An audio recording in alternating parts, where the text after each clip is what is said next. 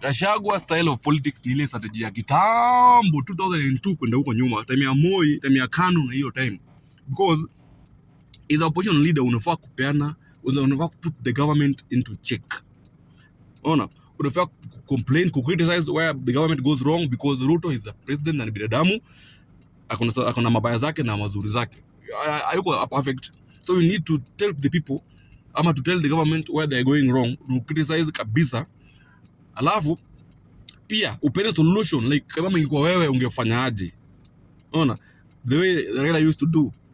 But this guy, ako tu serikali hii, niko na NIS kwa serikali, inanipea solution, inanipea information, nini, but hakuna solution jamaa kunayo ya maana ambaye anazambia mtu.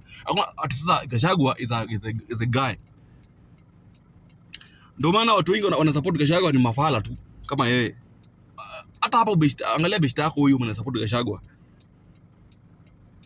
Muulize, why you support this guy? Ana sababu za support Gachagua yeye mwenyewe ana, na hawezi kuambia ana zero.